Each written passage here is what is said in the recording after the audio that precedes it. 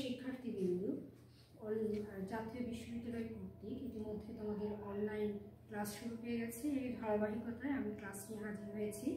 আর আমার বিষয় হচ্ছে history and philosophy of social work, এটা অনার্স প্রথম বর্ষ চ্যাপ্টার 4। আমি তাজিনা রহমান, সমাজকর্ম বিভাগ, সৈয়দ আহমেদ বিশ্ববিদ্যালয় কলেজ, সুখানপুকুর, গাবতলী, বগুড়া। এবং তোমরা ইতিমধ্যে তোমাদের সঙ্গে আমার ইতিমধ্যে অনেক ক্লাসে যে বিষয়গুলো আলোচনা হয়েছে, যে ইংল্যান্ডের সমাজকর্মের ইতিহাস, তারপর ইংল্যান্ডের সমাজকর্মের ইতিহাস, আমেরিকার সমাজকর্মের ইতিহাস এবং ভারতীয় উপমহাদেশের সমাজকর্মের ইতিহাস, এই বিষয়গুলো তোমাদের ক্লাসে বিশদভাবে আলোচনা হয়েছে। এবং যে কয়েকটি বিশেষ সংগঠন, এই সংগঠন নিয়ে আলোচনা হয়েছে। এবং এই ধারাবাহিকতায় ইংল্যান্ডে যে 1349 সালে শ্রমিক ক্ষতিপূরণ আইন থেকে শুরু করে 1942 সালে বিভারেজ রিপোর্ট পর্যন্ত প্রায় 200টির মতো সামাজিক আইন প্রণয়ন করা হয়েছে ইংল্যান্ডে। এই আইনগুলোর মূল কথাই ছিল যে দারিদ্রতা দূরীকরণ, অভাব মোচন এবং বেকারত্ব লাঘবের জন্য এই আইনগুলো প্রয়োগ করা হচ্ছে। এবং কিছু কিছু আইন সফলতা পেয়েছে এবং কিছু কিছু আইন ব্যর্থতা হয়েছিল, যার জন্য পরবর্তী পর্যায়ে এগুলো সংযোজন করার প্রয়োজন দেখা দিয়েছিল। যেমন 1660 সালে এলিজাবেথের দরিদ্র আইন, 1834 সালে সংস্কার আইন, 1905 সালে দরিদ্র আইন কমিশন এবং 1942 সালে বিভারেজ রিপোর্ট। এবং আমি আজকে তোমাদের যে বিষয়টা আলোচনা করব সেটি হচ্ছে বিভারেজ রিপোর্ট, 1942 সালে বিভারেজ রিপোর্ট। এখন তোমাদের আলোচনার বিষয় হচ্ছে যে তাহলে আমাদের জানতে হবে যে বিভারেজ রিপোর্ট কি, বিভারেজ রিপোর্টের ধারণা ব্যাখ্যা করো, বিভারেজ রিপোর্টের সংজ্ঞা দাও এবং ইংল্যান্ডের সামাজিক নিরাপত্তা ব্যবস্থায় এই বিভারেজ রিপোর্টের গুরুত্ব কতখানি এটি সম্পর্কে তোমাদের সঙ্গে শেয়ার করবো। আচ্ছা, প্রথমে আসছে যে তাহলে বিভারেজ রিপোর্টটা কি। আচ্ছা, বিভারেজ রিপোর্ট হচ্ছে আধুনিক বিশ্বের সামাজিক নিরাপত্তার একটি মডেল হিসেবে স্বীকৃত। দ্বিতীয় বিশ্বযুদ্ধকালীন সময়ে ইংল্যান্ডের আর্থসামাজিক অবস্থা এবং রাজনৈতিক অবস্থায় চরম অনিশ্চয়তার মুখে পড়ে গিয়েছিল এবং এই অবস্থায় উত্তরণের জন্য ইংল্যান্ডের হচ্ছে বিজ্ঞানসম্মত এবং পরিকল্পিত সেবামূলক কর্মসূচি গ্রহণ করার প্রয়োজনীয়তা অনস্বীকার্য হয়ে পড়েছিল।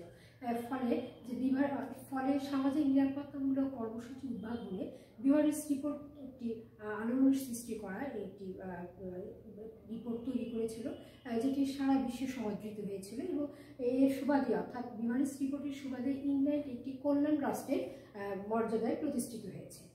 এখন তৎকালীন ইংল্যান্ডের লেবার পার্টির প্রধান শ্রম এবং পুনর্গঠন মন্ত্রী আর্থার গ্রিনউড 1941 সালে ইংল্যান্ডের আর্থসামাজিক অবস্থা, ইংল্যান্ডের দারিদ্রতা, ইংল্যান্ডের অভাব মোচন, এই অবস্থাগুলো বিচার বিশ্লেষণ করে তৎকালীন পার্লামেন্টের সিদ্ধান্তক্রমে আন্তঃবিভাগীয় কমিটি গঠনের নিমিত্তে এবং গঠন করে এবং এই কমিটির প্রধান হিসেবে ইংল্যান্ডের বিশিষ্ট অর্থনীতিবিদ স্যার উইলিয়াম হেনরি বিভারেজকে সভাপতি হিসেবে দায়িত্ব অর্পণ করেন। এবং তিনি তৎকালীন ইংল্যান্ডের সার্বিক অবস্থা বিচার বিশ্লেষণ করে বা যুদ্ধ বিধ্বস্ত একটি দেশের আর্থসামাজিক অবস্থা বিচার বিশ্লেষণ করে ইংল্যান্ডের দারিদ্রতা দূরীকরণ, অভাব মোচন, বেকারত্ব লাঘব, তারপর আর্থসামাজিক বিচার বিশ্লেষণ করে তিনি একটি 1942 সালে একটি রিপোর্ট প্রদান করেন।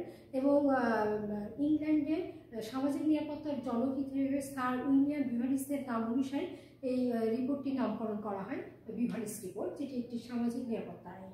আচ্ছা, তাহলে এই পর্যায়ে আমরা আলোচনা করব যে বিভারেজ রিপোর্টের বৈশিষ্ট্য কি, ক্যারেক্টারিস্টিক্স অফ বিভারেজ রিপোর্ট।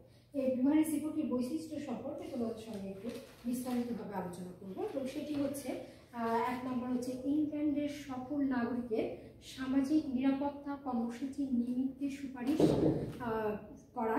2, সরকারিভাবে কর্মসংস্থানের মাধ্যমে বেকারত্ব দূর করার ব্যবস্থা করা। 3, প্রতিরোধ ব্যবস্থার পাশাপাশি প্রতিকারমূলক কর্মসূচি চালু করা। 4, সুপারিশ করার পাশাপাশি কার্যকরী করার জন্য নীতি বাস্তবায়ন করা। 5, সামাজিক দুরবস্থার বিশেষ কর্মসূচি চালু করা। 6, আয়বর্ধক কর্মসূচি চালু করা। 6, নিরাপত্তা কর্মসূচি প্রণয়ন করা। 7, সামাজিক নিরাপত্তা ব্যবস্থা প্রবর্তন করা। 8, ব্যক্তি স্বতন্ত্রীকরণ নীতির ভিত্তিতে জনগণকে শ্রেণী বিন্যাস করা এবং 10 পেশাদার সমাজকর্মীর গুরুত্ব অনুধাবন করা। আচ্ছা, এই পর্যায়ে আছে এখন তোমাদের যে বিষয়টি হচ্ছে যে বিভারেজ রিপোর্টের বৈশিষ্ট্য, এবং এই বৈশিষ্ট্যর আলোকে কিন্তু বিভারেজ রিপোর্টের সুপারিশমালা প্রণয়ন করা হয়। যেটি বিভারেজ রিপোর্ট তার রিপোর্টে এটি এই সুপারিশমালাটা প্রণয়ন করেন, যেটিকে আমরা বলবো suggested principles of Beveridge report. এটি 1 নম্বর হচ্ছে একীভূত প্রশাসন, যেটি বলে ইউনিফাইড অ্যাডমিনিস্ট্রেশন, অর্থাৎ প্রশাসন ব্যবস্থাকে একীভূত করা, অর্থাৎ সমন্বয়ের মাধ্যমে প্রশাসন ব্যবস্থাকে একীভূত করা। 2 কর্মসূচি ব্যাপকভাবে সম্প্রসারণ। তৎকালীন ইংল্যান্ডে যত রকমের প্রশাসন ব্যবস্থা গ্রহণ করা হয়েছে, যত রকমের কর্মসূচি গ্রহণ করেছে, এই কর্মসূচিকে ব্যাপকভাবে সম্প্রসারণ করা। কম্প্রিহেন্সিভ কভারেজ যাকে বলবো আমরা, সমহারে চাঁদা, ফ্ল্যাট রেট অফ বেনিফিটস। এখানে চাঁদা গ্রহণটা হচ্ছে সমহারে, সবার শ্রেণী ক্লাসিফিকেশন অনুযায়ী চাঁদাটা সমহারে গ্রহণ করতে হবে। এবং 5 সমহারে এবং সুবিধা প্রদান, এবং সবাইকে সুবিধার আওতায় নিয়ে আসতে, অর্থাৎ সবাইকে এই সুযোগ সুবিধা অর্থাৎ এই নীতিমালার যা আওতায় নিয়ে আসতে হবে, যেটা ফ্ল্যাট রেট অফ বেনিফিটস। এবং 5 নম্বর গ্রহীতার মৌল চাহিদা পূরণের জন্য সার্বিক সাহায্য দান ব্যবস্থা করা। এখানে অ্যাডিকুয়েন্সি of all benefits to meet basic needs of the recipients, যেটাকে আমরা বলবো, অর্থাৎ মূল চাহিদাকে একদম গুরুত্ব দেওয়া। এটিকে আগে প্রথমে গুরুত্বের সঙ্গে এটিকে সমস্যার সমাধান চিহ্নিত করে এটি নীতিমালার আওতায় নিয়ে আসা। এবং 6 নম্বর জনসংখ্যার শ্রেণী বিভাজন। এখানে জনসংখ্যাকে বিভিন্ন শ্রেণী অর্থাৎ ক্লাসে বা বিভিন্ন শ্রেণীতে এটিকে বিভাজন করা, ক্লাসিফিকেশন অফ পপুলেশন। আচ্ছা, এবার দেখো যে এখানে সামাজিক যে এখানে যে সুপারিশ যে গ্রহণ করা হয়েছে, এই সুপারিশমালার উপর ভিত্তি করে অর্থাৎ ইংল্যান্ডের যে নিরাপত্তা ব্যবস্থা গ্রহণ করা হয়েছিল, সেখানে যে প্রতিবন্ধকতা হিসেবে কাজ করেছিলেন, সেখানে বিভারেজ এই বিষয়টিকে পঞ্চদৈত্য হিসেবে চিহ্নিত করেছে, যেটিকে আমরা প্রথমে বলবো যে অভাব। প্রথমটা হচ্ছে কি অভাব, যেটাকে বলবো 1। এরপরে রোগ ব্যাধি, ডিজিজ, এবং অলসতা, আইডলনেস, মলিনতা, স্কোয়ারনট, এবং অজ্ঞতা হচ্ছে আইডলনেস। আচ্ছা, এই 5টা বিষয়টাকে বলা হয়েছে যে সামাজিক উন্নয়নের ক্ষেত্রে এটি প্রতিবন্ধক হিসেবে কাজ করেছে। এইটিকে যদি আমরা এই 5 জায়েন্টসকে যদি আমরা এটিকে নির্মূল করতে পারি, অর্থাৎ এই সমস্যার যদি এগুলো চিহ্নিত করে এই সমস্যাগুলো যদি সমাধান করা যেতে পারে, তাহলেই ইংল্যান্ডে এই সমস্যার সমাধান করবে। এখানে বিভারেজ রিপোর্ট আবার এই সুপারিশকৃত আবার নীতিমালা প্রণয়ন করেছে, যেটি আমরা একটু আলোচনা করব। যে নীতিমালা, এখানে যে নীতিমালার কথা বলা হয়েছে সেটি আমরা একটু আলোচনা করব। আচ্ছা, সেটি দেখো যে সেখানে এইটির উপর ভিত্তি করে কিন্তু এই নীতিমালাগুলো প্রণয়ন করা হয়েছিল, যেটি সমস্যার সমাধানের ক্ষেত্রে অত্যন্ত গুরুত্বপূর্ণ ভূমিকা পালন করেছিল। এখন সামাজিক নিরাপত্তা ব্যবস্থায় ইংল্যান্ডের সামাজিক নিরাপত্তা ব্যবস্থা এখন বিভারেজ রিপোর্টের গুরুত্বটি আমরা একটু তুলে ধরার চেষ্টা করছি। Importance of Beveridge report in social security. ইংল্যান্ডের সামাজিক নিরাপত্তামূলক আইন এবং কর্মসূচি বিভারেজ রিপোর্টের উপর ভিত্তি করে কিন্তু প্রণয়ন করা হয়েছিল, এবং এই রিপোর্টের ভিত্তিতে ইংল্যান্ডের পারিবারিক ভাতা, জাতীয় স্বাস্থ্যসেবা, জাতীয় সাহায্য প্রবর্তন, ইংল্যান্ডের সামাজিক নিরাপত্তামূলক কর্মসূচি প্রবর্তনের জন্য কতিপয় আইন প্রণয়ন করা হয়েছিল। যে আইনগুলো আমরা একটু পর্যায়ক্রমে আলোচনা করব। যে আইনগুলো হচ্ছে কি, পারিবারিক ভাতা আইন 1946, ফ্যামিলি অ্যালাউন্স অ্যাক্ট অফ 1946, এরপরে রয়েছে জাতীয় বীমা আইন 1946, ন্যাশনাল ইন্স্যুরেন্স অ্যাক্ট অফ 1946। এরপর শিল্প দুর্ঘটনা আইন 1946, যেটা ইন্ডাস্ট্রিয়াল ইনজুরিস অ্যাক্ট অফ 1946।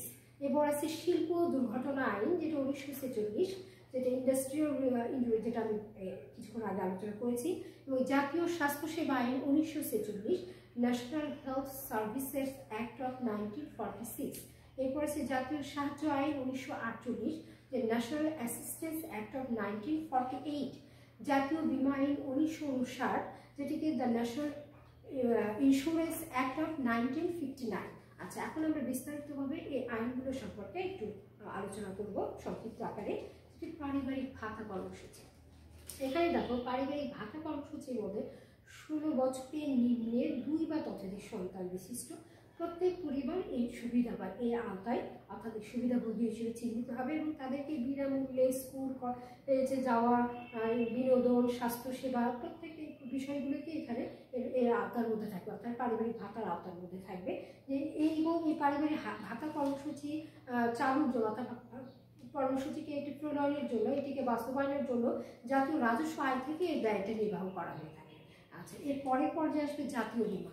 ঠিক আছে, জাতীয় বীমা এখানে দেখো স্বাস্থ্য বীমা, বেকারত্ব বীমা, কর্মজীবীদের ক্ষতিপূরণ, প্রবীণ এবং অক্ষম বীমা এবং অন্যান্য ক্ষেত্রে জাতীয় বীমার এখানে অন্তর্ভুক্ত থাকবে। জাতীয় বীমার মধ্যে এই বিষয়গুলো থাকবে, যেখানে স্বাস্থ্য বীমা থাকবে, বেকারত্ব বীমা থাকবে, কর্মজীবীদের ক্ষতিপূরণ, প্রবীণ এবং অক্ষমদের জন্য বীমা, এই বিভিন্ন জাতীয় মানে জাতীয় ক্ষেত্রে এটা কি সর্বক্ষেত্রে আর কি জাতীয় বীমা অন্তর্ভুক্ত থাকবে। এবং বীমার অধীনে যারা থাকবে এই লোকগুলোকে 3টি পর্যায়ে বা 3টি শ্রেণীতে বিভক্ত করা হয়েছে। 1 নম্বর যারা কর্মে নিয়োজিত ব্যক্তি, নাম্বার 1 হবে কর্মে নিয়োজিত ব্যক্তি, নাম্বার 2 আত্মকর্মে নিয়োজিত ব্যক্তি এবং নাম্বার 3 হচ্ছে বেকার লোক, যারা তারা এই জাতীয় বীমার আওতায় থাকবে এবং তারা এই সুবিধাটা পেয়ে থাকবে। এখানে দেখো যে 1947 সালের মূল আইন অনুযায়ী, যেটা 1947 সালে জাতীয় বীমা, যে 1947 সালে যে মূল আইনটি ছিল, সেই আইন অনুযায়ী যে সমহারে চাঁদা প্রদানের ভিত্তিতে আবার 3 শ্রেণীর লোককে সুবিধাভোগী হিসেবে চিহ্নিত করা হয়েছে।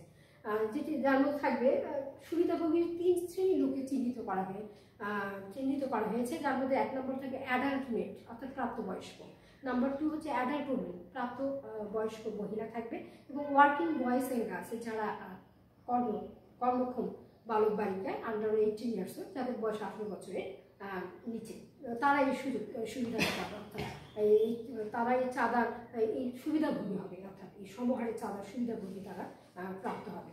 আচ্ছা, তারপরে হচ্ছে জনস্বাস্থ্য সেবা। এখানে দেখে এই আইনের অধীনে ইংল্যান্ডের জনগণকে স্বাস্থ্য সেবা প্রদান করা হয়। এই আইনের অধীনে অর্থাৎ জনস্বাস্থ্য সেবা যে অ্যাক্ট রয়েছে, এবং এই অ্যাক্ট অনুযায়ী যে ইংল্যান্ডের জনগণকে এই স্বাস্থ্য সেবার আওতায় থাকবে, এবং এটি কার্যকর করা হয় 1948 সালের 5 জুলাই থেকে। এবং জাতীয় স্বাস্থ্য সেবা গ্রহণের এটা জনগণের ইচ্ছাধীন, জনগণের এই সুযোগ ইচ্ছা করলে গ্রহণ করতে পারে, ইচ্ছা করলে তারা গ্রহণ না করতে পারে। এবং জাতীয় স্বাস্থ্য সেবা কার্যক্রম 3টি পর্যায়ে আবার পরিচালিত হয়, যেটি 1 নম্বর হচ্ছে general medical and dental services, number 2 hospital and specialised services, number 3 local government services. এখানে স্থানীয়ভাবে এই সুযোগ সুবিধাগুলো, জাতীয়ভাবে সুযোগ সুবিধাগুলো, এটি 3টি পর্যায়ে এই স্বাস্থ্য সেবাটা পরিচালিত হয়ে থাকে। আচ্ছা, এর পরের পর্যায়ে আসবে মাতৃত্ব সুবিধা। এখানে ইংল্যান্ডে মাতৃত্ব সুবিধার আওতায় শিশুর জন্য প্রয়োজনীয় যে জিনিসপত্র, প্রয়োজনীয় আহার, প্রয়োজনীয় যে তার সুযোগ সুবিধা, তার চিকিৎসা, তার তাকে যে খাবারের ব্যবস্থা, এটি হচ্ছে মাতৃত্ব। এই ক্ষেত্রে তাদের যে ক্রয়ের যে ব্যাপারটাকে, অর্থনৈতিক যে ব্যাপারটা, সেটি মাতৃত্ব অনুদান হিসেবে কিংবা এটা অনুদান হিসেবে পাবে, কিংবা 4 সপ্তাহের জন্য বা সাপ্তাহিক ভাতা, অথবা 18 সপ্তাহের জন্য একটা মাতৃত্ব ভাতায় চালু করা ব্যবস্থা এখানে এই মাতৃত্ব সুবিধা রয়েছে। আচ্ছা, এরপর রয়েছে সামাজিক সাহায্য। 1946 সালে সামাজিক সাহায্য আইনের আওতায় সাহায্যের জন্য 2টি নতুন প্রকল্প হাতে নেওয়া হয়। প্রথমটি হচ্ছে 12টি আঞ্চলিক এবং 350টি স্থানীয় অফিসের মাধ্যমে জাতীয় সাহায্য বোর্ডের অধীনে অর্থনৈতিকভাবে অভাবগ্রস্তদের আর্থিক সাহায্য দেওয়া হয়, এবং অন্যটি হচ্ছে প্রাতিষ্ঠানিক ও ব্যক্তিগত সেবা, যা কাউন্ট্রি কাউন্সিলের মাধ্যমে প্রদান করা হয়। আচ্ছা, এখানে দেখো এর পরের পর্যায়ে রয়েছে যেটিকে আমরা খুব গুরুত্ব সহকারে দেখছি, যেটি হচ্ছে যে অক্ষমতা জড়িত জীবন ধারা। ইংল্যান্ডের প্রত্যেকটা ব্যক্তি, অর্থাৎ যারা অলস বা যারা কর্মহীন বা কাজ করতে অনিচ্ছুক বা ইচ্ছাকৃতভাবে তারা বেকার জীবনযাপন করে, এই ধরনের ব্যক্তিদেরকে জীবনযাপনের জন্য অক্ষমতা জড়িত জীবন ভাতা চালু করা হয়। 1995 সালে অক্ষমতা বৈষম্য আইন প্রণয়ন করে তাদের জন্য শিক্ষা, চিকিৎসা এবং পুনর্বাসনের জন্য পর্যাপ্ত ব্যবস্থা গ্রহণ করা হয়।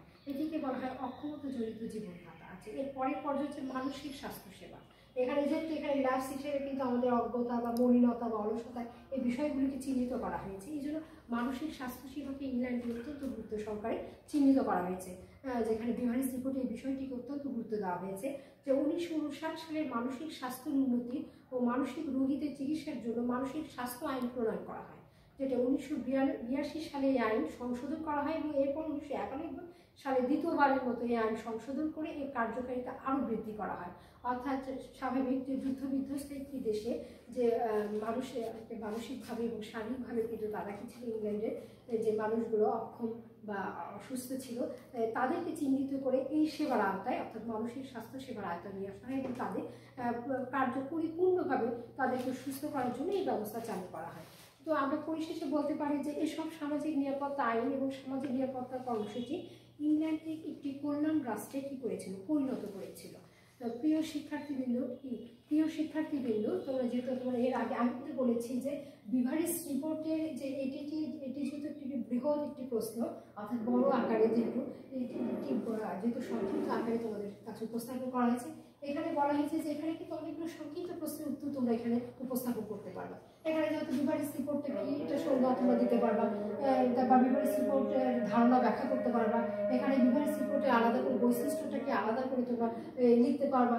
বিভারিস রিপোর্টের সুপারিশমালা আলাদা করে তোমাদের প্রশ্ন অর্থাৎ সংক্ষিপ্ত প্রশ্ন আসে, সেখানে তুমি সুপারিশ প্রদান করতে পারবে। এখানে বিভারিস রিপোর্টের পঞ্চদৈত্যটা কি এটি তোমরা বিস্তারিতভাবে এটি চিত্র আকারে এটি উপস্থাপন করতে পারবে, এবং এই যে সুপারিশকৃত যে নীতিমালা এটি সম্পর্কে তোমরা আলোচনা করতে পারবে। এরপরে যে সামাজিক, এটা একটি বৃহৎ, এটা একটি বড় প্রশ্ন, তোমাদের ব্রড প্রশ্ন।